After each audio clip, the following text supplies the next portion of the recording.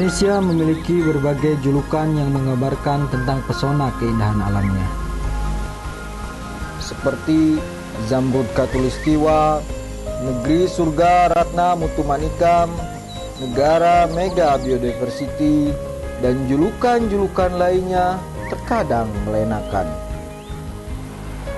Indonesia memiliki berbagai tipe ekosistem, kaya akan primata, mamalia, reptilia, amfibia, burung, dan tumbuh-tumbuhan. Keanekaragaman hayati ini merupakan aset bagi pembangunan nasional yang menghasilkan produk dan jasa baik untuk pangan, sandang, papan, dan obat-obatan, serta ekowisata. Celakanya, kebijakan pemerintah kemudian membuat tafsir pengelolaan hutan yang seragam. Lebih dari 35 tahun diberikan kepada kalangan korporasi melalui berbagai peruntukan, seperti HPH, HTI, perkebunan besar swasta, transmigrasi, pertambangan, dan lainnya tanpa memperhatikan aspek kepentingan masyarakat. Dampaknya muncullah berbagai persoalan yang tak kunjung terselesaikan. Hal ini terjadi akibat kesesatan pemikiran dan cara pandang yang menjadikan hutan hanya sebagai aset yang dieksploitasi untuk membiayai pembangunan. Dampak kerusakan hutan sudah mulai terlihat buktinya. Perubahan iklim yang semula hanya dianggap cerita fiksi, kini telah terjadi.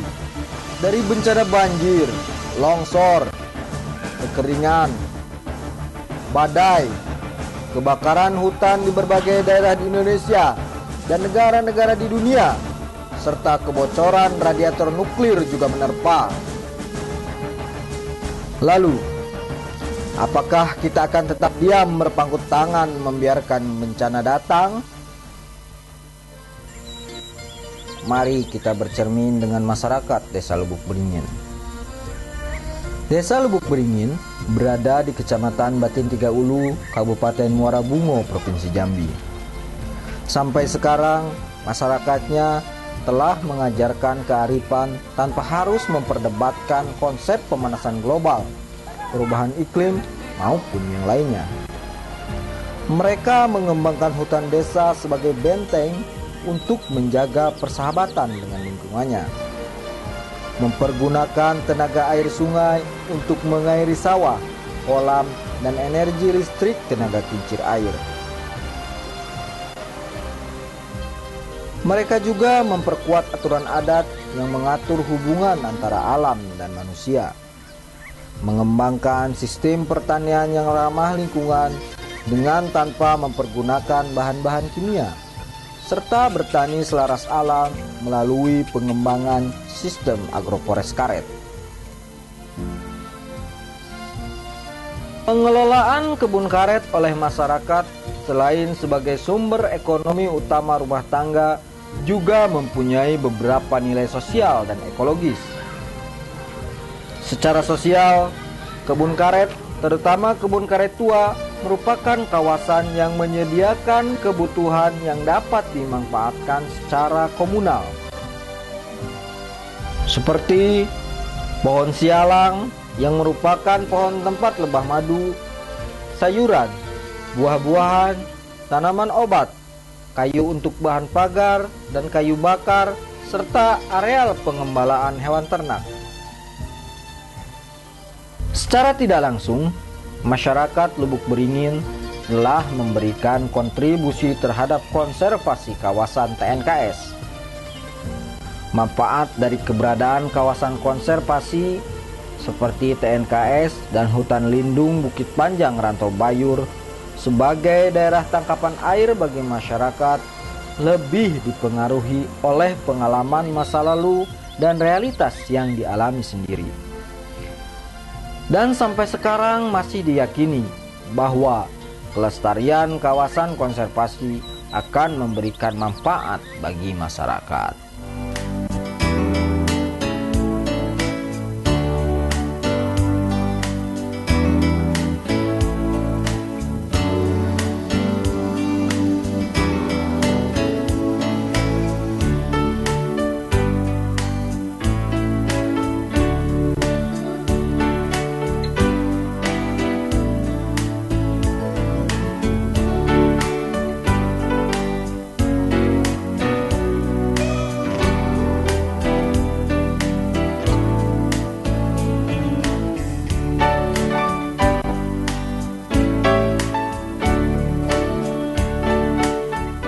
Ya, dan sahabat kampus, terima kasih Anda masih bersama kami dalam program UNS Menyapa. Dan kali ini kita berada di Waduk Lalung.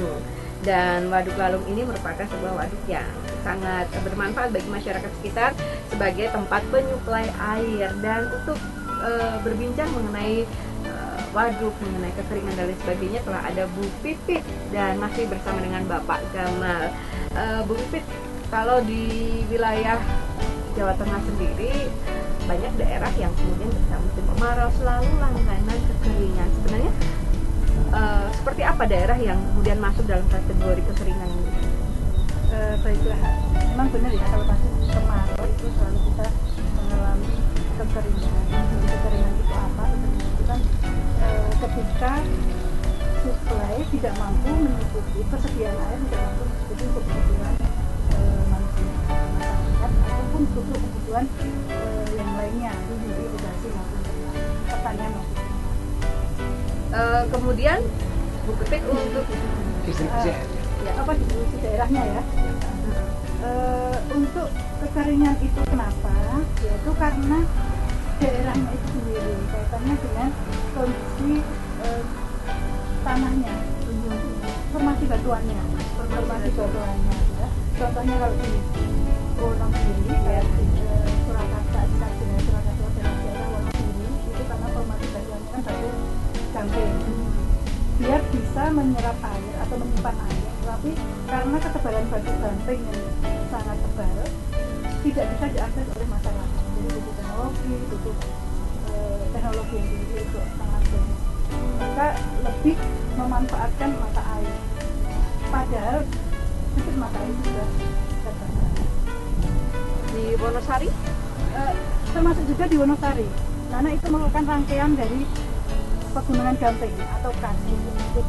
Ya, baik. Kemudian kalau daerah yang kemudian tingkat kepadatan batu seperti halnya di Wonogiri yang bisa menyerap air tetapi mungkin karena tebal susah untuk diakses masyarakat. Kemudian solusi jika akan datang musim kemarau yang pasti akan menjadi daerah langganan kekeringan itu seperti apa solusi yang bisa dilakukan? Solusinya seperti apa? Solusinya yang jelas karena tadi menyangkut ketersediaan dengan kebutuhan, maka kita harus melihat dua hal tersebut. Secara ketersediaan, maka ketersediaan air itu akan tergantung dari wadahnya. Kalau dikatakan jadi litologinya atau batuannya, tergantung dari wadahnya. Wadahnya ini juga tergantung dari wadahnya itu, kalau kita secara umum adalah bumi kita, gitu ya. Ini besar, tetapi juga tergantung dari bagaimana wadah itu bisa menyerap air. Karena sumber dari keberadaan air tanah atau air permukaan itu kan dari air hujan. Makanya bagaimana kita bisa mengambil air hujan yang ada itu kita masukkan ke wadahnya, artinya atau memanen air hujan, kita masukkan wadahnya sehingga wadahnya full, sehingga ketika pada musim kemarau kita bisa manfaatkan. Oke, salah satu wadahnya mungkin bisa berbentuk seperti ini ya, waduk lalung ini ya Bu ya. Ini adalah salah satu contoh dari bagaimana kita memanen air hujan. Ya, kemudian kalau Mbak Anu bisa lihat bahwa pada musim hujan itu tinggi airnya bisa sampai ke batas yang hitam itu. Garis air. Tali air. Jadi kalau pada musim kemarau kita lihat itu kan turunnya adalah sangat signifikan. Jadi pada musim hujan dia bisa menampung air yang sangat banyak. Kemudian pada musim kemarau kita gunakan untuk memenuhi kebutuhan air. ini kan dilihat dari di daerah sekitar waduk ini masih bisa panen padi. Iya. Padahal untuk musim kemarau ini kan hujan tidak ada yang sangat panjang. Baik, berarti ini untuk menyediakan air bagi masyarakat sekitar yang pengairan sawah. Ini sistemnya pakai apa ini, Bu? Sistemnya ini diatur dengan pakai spillway yang ada di sebelah sana. Itu ada pengaturannya bagaimana mendistribusikannya. Kemudian adanya ini juga akan menganu air tanah, akan merawat atau merawat. Ya, mengisi air Air tanah di sekitar sehingga sumur-sumur daerah penduduk masih tidak kekeringan. Oh, baik. Bagaimana kalau misalkan tidak ada waduk ya, saya tidak bisa berpikir bagaimana masyarakat bisa mendapatkan air. Pasti hanya melalui dropping. Nah, Pak, kalau misalkan sebagai antisipasi supaya tidak hanya kemudian masyarakat ini bergantung, kalau daerah kekeringan bergantung pada dropping air dari pemerintah ataupun dari waduk, hubungannya dengan penelitian yang Pak Gamal lakukan ini seperti apa nih, Pak? Baik, jadi penelitian yang kami lakukan itu merupakan contoh yang sangat baik tentang konservasi. Jadi konservasi yang ada di Lubuk Larangan, di Lubuk Beringin, Kecamatan Tiga Bati Hulu, Kabupaten Muara Bungo, Kabupaten Bungo itu sepanjang tahun sungai dan sekitar wilayahnya tidak pernah kekeringan sama sekali. Karena mereka menjaga hutan adatnya dengan sangat baik. Dulu hutan itu merupakan bukan hutan adat, tapi hutan milik pemerintah yang dijaga oleh pemerintah dalam tanda petik hanya 8 jam, sehingga illegal logging tetap berjalan. Tetapi setelah diambil oleh pemerintah, oleh masyarakat sebagai hutan adat, maka justru terawat dengan baik. Di sana ada hutan adat yang melalui tiga zone. Ada sesap depan, sesap tengah, dan kemudian sesap dalam. Sesap itu adalah merupakan zonifikasi. Sesap dalam, sesap luar itu yang berdekatan dengan desa. Mereka boleh menanam tanaman produktif. Kemudian sesap tengah antara tanaman hutan dengan tanaman produktif itu 50-50. Tetapi begitu sampai sesap dalam itu sudah masuk taman nasional. Hanya hutan primer dan tidak boleh ada orang yang mengambil kayu. Tidak boleh ada yang Menebang, tidak boleh. Sehingga air terjaga luar biasa. Sungai yang berada di bawahnya, di bawah hutan adat itu sepanjang tahun itu terisi dengan sangat baik. Pernah pada saat kami penelitian di sana dengan 6 mahasiswa S2, hujan dari jam 3 pagi sampai jam 5 pagi. Begitu hujan reda, kita lari segera ke sungai. Kita ingin melihat, wah pasti banjir, pasti keruh. Ternyata luar biasa. Air hanya naik debitnya kira-kira hanya 15 cm. Padahal dari jam 3 sampai jam 5 pagi ya. Jam 3 sore sampai jam 5 pagi. Iya, jam 3 sore sampai jam 5 pagi. Bayangan kita dengan hujan yang sangat deras pasti sudah banjir. Ternyata sangat jernih airnya dan hanya debitnya saja naik. Kemudian sekarang musim kemarau, kami baru saja ke sana. Untuk kunjungan yang kedua, debitnya tidak menurun karena terjaga konservasi hutan yang sangat luar biasa. Baik, apakah dulu sebelum dilakukan konservasi atau mungkin sejak zaman dulu memang hutannya terjaga atau rusak dulu baru kemudian ada kesadaran masyarakat mempunyai larangan tadi hukum adatnya sehingga bisa terjaga atau bagaimana Pak kondisinya? Pertama bagus sekali. Kemudian krisis ekonomi tahun 98 hancur illegal logging luar biasa. Dan masyarakat hanya bisa menonton. Kemudian masyarakat geram karena mereka akhirnya kena bencana, banjir dan kekeringan. Akhirnya mereka berusaha melestarikan Lubuk Larangan. Kemudian Lubuk Larangan agar lestari, ikannya bagus, maka sungainya harus terjaga. Kalau sungainya terjaga, maka mereka punya ide hutannya harus terjaga. Gitu. Baik. Berarti intinya supaya masyarakat ini sadar benar bahwa kita harus bersama-sama menjaga lingkungan ya Pak ya. Apalagi sekarang kalau di daerah Jawa Tengah sendiri banyak sekali yang mulai alih fungsi lahan ya, sudah digantikan dengan perumahan. Dan yang terakhir ini untuk Pak Gamal disampaikan untuk sahabat kampus di rumah terkait dengan keringan. Baik. Satu, kami mari kita jaga lingkungan kita dengan baik, jaga tanaman-tanaman keras yang bisa menyimpan air, dan kita hindari tanaman-tanaman yang evapotranspirasinya besar.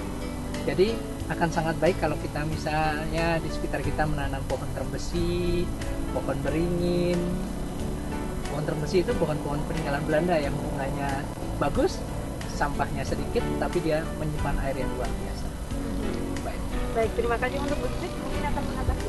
Iya, sepakat dengan Pak Gamal. Yang harus kita perhatikan juga bahwa kita harus membangun karakter sumber daya manusia atau masyarakat yang lebih mampu menghargai apa itu air, sehingga ketika musim hujan, ya itu yang kita terapkan pada diri kita sendiri, kemudian kita membangun pada keluarga kita, kemudian sehingga nanti akan terbentuk masyarakat yang sadar akan air. Jadi penggunaan air nanti akan berjalan.